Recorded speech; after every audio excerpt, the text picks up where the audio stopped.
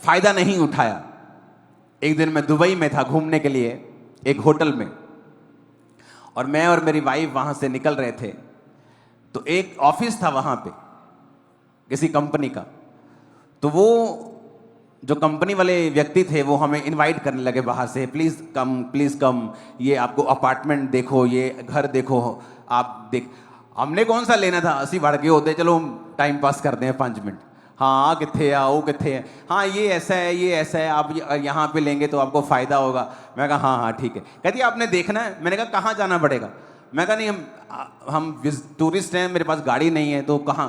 कहते नहीं नहीं आप चिंता मत करो, गाड़ी हम मंगवा के देंगे। मैंने कहा ठीक है, अगर आप गाड़ी मंगवा के तो चलते हैं, नाले झूठे ले आवांगे। तो गाड़ी आई, हमें ले गई।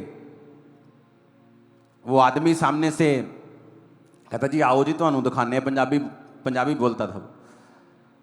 वो मेरे को एक जगह ले गया, उसने कहा ये वाला घर है। हम घर में गए, हमने घर पसंद कर लिया। कहा हाँ बहुत अच्छा है, बहुत अच्छा है। उसको मालूम था कि मेरी बैकग्राउंड क्या है। उसने कहा ये वाला घर है। मैंने कहा ठीक है, लेकिन कितने का? इतने का। मैंने कहा इतने पैसे मेरे पास नहीं। वो कहता जान दो जनाब, तू तो भावें पूरा महल्ला खरीद लो। मैं कहा यार मैं अपने लिए लेना, चर्च ने नहीं लेना। चर्च का पैसा अलग है, मेरा पैसा अलग है। मेरे पास पैसे नहीं है इतने कि मैं इतना बड़ा घर खरीद लूं। कहता कोई नहीं, तुम चिंता ना करो, मैं तो बैंक तो ना लोन करा देना। मैं कहा मैं लोन भी नहीं लेता हूं। कहता अच्छा फिर ऐ करते हैं ਆਪਾਂ कोई ऐसा सिस्टम बना लांगे कि तुसी घर भी ले लोगे तो ਤੁਹਾਨੂੰ इंटरस्ट भी नहीं पाएगा और घर भी ਤੁਹਾਡਾ हो जाएगा। तुम 2-3 साल से उन्होंने पैसे दे दियो। मैं कहा एक ठीक है चलेगा। एडवांस भेज दिया। बाद च कहता नहीं सर होया नहीं, ਤੁਹਾਨੂੰ लोन ही लेना पैना। उसने फंसा लिया मेरे को। फिर मेरी पेमेंट गई हुई थी थोड़ी सी, फिर मुझे लोन लेना पड़ा और मैंने वो घर लिया। अब वो लोन की किस्त मुझे ना देनी पड़े। देखो परमेश्वर ने क्या किया। एक समय आया, परमेश्वर ने जो घर मैंने लिया था लोन के ऊपर थोड़ा सा पैसा देके, उसकी वैल्यू को परमेश्वर ने दुबई में बढ़ा दिया। वो दुबई में है घर। देखो क्या हुआ, दुबई में उसकी वैल्यू बढ़ गई। जब वैल्यू बढ़ गई तो मैंने अपनी टीम को कहा कि मैं जो किस्त देता हूं ना घर की लोन की, मुझे नहीं देनी, मैं लोन पे बिलीव नहीं करता हूं, कुछ सिस्टम बनाओ। उस घर को हमने रीलोन करके एक नया घर लिया और उस घर को रेंट पे चढ़ाया। अब वो अपनी किस्त भी देता है और मेरी किस्त भी देता है। हालेलुया। अब इमेजिन करो मेरे पास 2 घर हैं और बिना पैसे के प्रभु ने मुझे दिए हैं, फेवर के साथ। कितने मेरी बात को समझ रहे हैं? और हम हैरान होते हैं कि जब आप वचन के ऊपर चलना शुरू करते हैं, आपको लोगों के पैसों की जरूरत नहीं, खुदा ऐसी घटनाएं करेगा, आपको बढ़ा देगा। उसने जमीन ली, नीचे नेचुरल गैस निकल आई। जमीन ली, जमीन के रेट बढ़ गए। किसने किया? परमेश्वर ने। कहता मैं योजनाएं बनाऊंगा, मैं योजनाएं बनाऊंगा, तुम्हें ब्लेस किस तरह से करना है। तुम्हें चोरी करने की जरूरत नहीं, डाका मारने की जरूरत नहीं, लोगों के हाथों की ओर देखने की जरूरत नहीं। हालेलुया। परमेश्वर फिर आपका इंतजाम करता है और वो आपको प्लान करता है किस तरह से आप बढ़ें, किस तरह से आप आशीषित हों।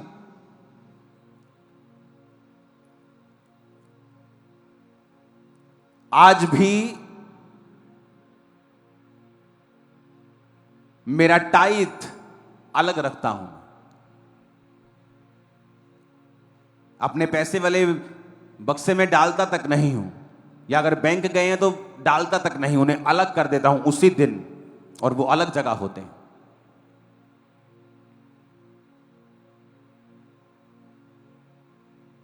हालेलुया। जब घर रिश्तेदार आए थे तो उन्होंने कहा था ये पैसा कौन सा है, ये कुछ लाख। मैंने कहा ये परमेश्वर का है, बीज डालता हूं मैं। तुम ले जाना चाहते हो ले जाओ, खुदा का है, वो अपने आप वापस ले लेगा तुमसे। हालेलुया।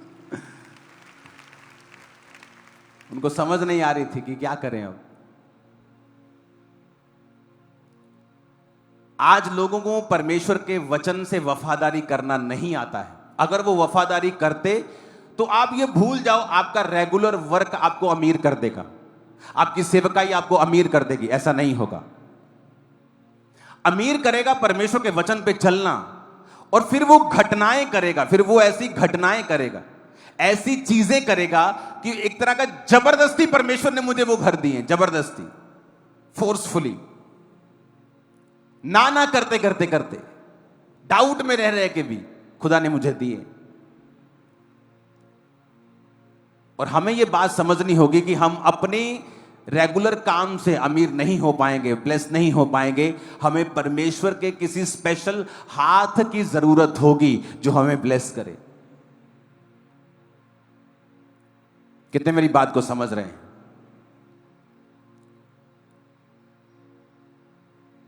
हालेलुया। जो कुछ मैंने परमेश्वर के लिए छोड़ा, अपने बिजनेस को छोड़ा, और मैं आपको बता देना चाहता हूं, जिस दिन पहले दिन मैं चर्च गया हूं, मेरी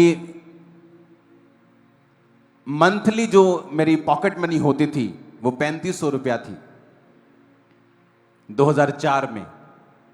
और मुझे आज भी याद है कि 700 750 रुपया मैं परमेश्वर के लिए निकालता था। और जब भी मैंने अपने पास्टर के पास जाना, मैंने उसके हाथ में वो पकड़ाता था कि ये मेरा टाइथ है।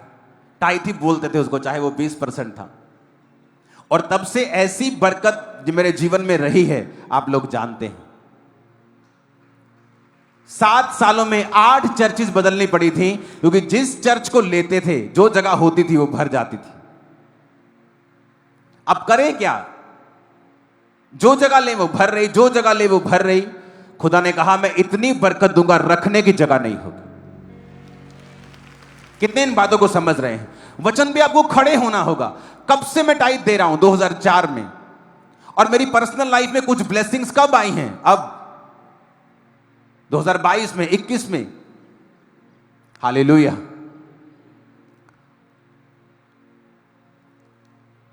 वचन को पर्सनल बनाओ, इस पे खड़े हो जाओ, इसको व्यक्तिगत करो, इस पर अपना घर बनाओ, इस पर खड़े हो जाओ। मैं आपको दावा देता हूं, आप नुकसान में नहीं रहोगे, फायदे में रहोगे। हालेलुया। ऊंची आवाज से बोलो हालेलुया।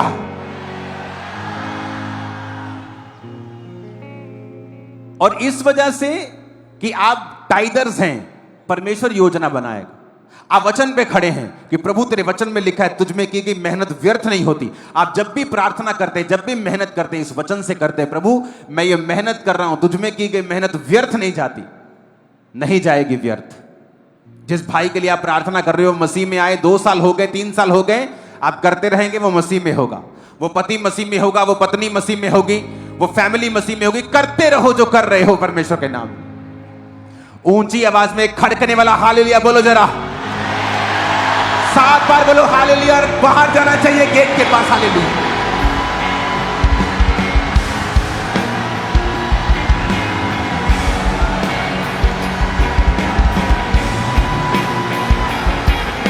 हालेलुया। आमीन। अब बात यह है कि उस वचन को आप कितना व्यक्तिगत, पर्सनल कितना लेते हैं। देखो, वचन 2 सालों से लिखा हुआ है, कोई मिनिस्ट्री, कोई पास्टर उसे लेकर आशीषित हो रहा है, और कोई विश्वासी वहीं का वहीं बैठा है। मैं आपको बता रहा हूं, परमेश्वर घटनाएं करेगा आपकी लाइफ में जो नेचुरल नहीं होगी, जो फोर्सफुल होगी। वो आपको ऐसी चीजों में ले जाएगा और आपको ब्लेस कर देगा, इतना जितना आपने सोचा भी नहीं।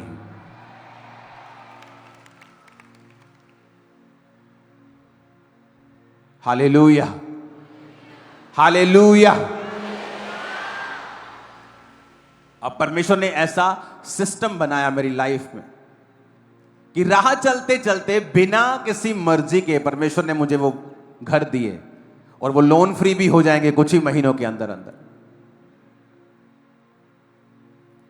कि किस तरह से परमेश्वर ने मुझे वो ब्लेस वो आशीषित किया, किस तरह से ब्लेसिंग दी, ये अनइमेजिनेबल है। इसलिए तो उसने कहा कि जहां तू जाएगा मैं तुझे फेवर दूंगा। वो 750 रुपया टाइल जो मैं निकालता था, मुझे आज भी याद है। जो थोड़े में वफादार है वो ज्यादा में भी वफादार है। आज खुदा ने मुझे ज्यादा दिया है, मैं आज भी निकालता हूं।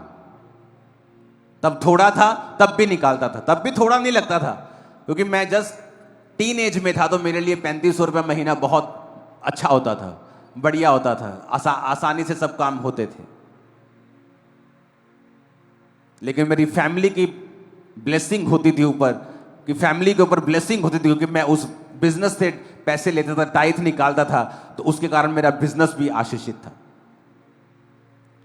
वचन को जब तक आप पर्सनल नहीं लेंगे, वचन पे खड़े नहीं होंगे, आप इसको व्यक्तिगत बनाकर लंबे समय तक इस पर नहीं चलेंगे, ये कभी फल नहीं लाएगा। क्योंकि अगर चट्टान के ऊपर घर बनाना है, वचन के ऊपर, मसीह के ऊपर वचन से घर बनाना है, तो आपको टाइम लगेगा, एफर्ट लगेगा, आपको पसीना आएगा, आपकी मेहनत होगी। लेकिन जब घर बन जाएगा वो आपको मजा देगा, आप वाव वाव करेंगे, ब्लेस होंगे आप और आशीषित करेंगे खुदाबंद के नाम को हमेशा। Hallelujah, hallelujah.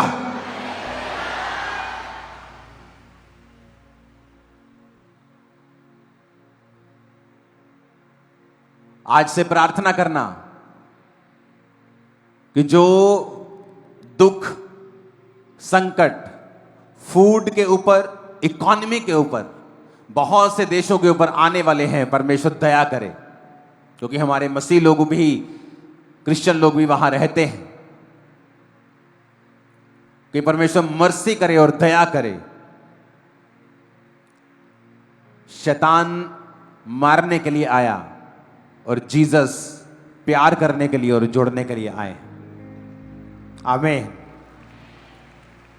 एक वायदा करो अपने हाथों को उठाकर, कहो खुदावन आज से मैं वचनों के ऊपर चलूंगा, और कभी भी,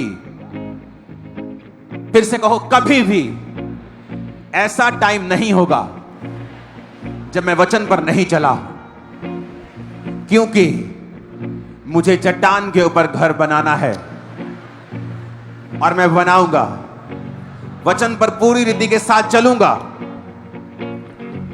जो तेरे वचन में लिखा है उसे पूरा करूंगा।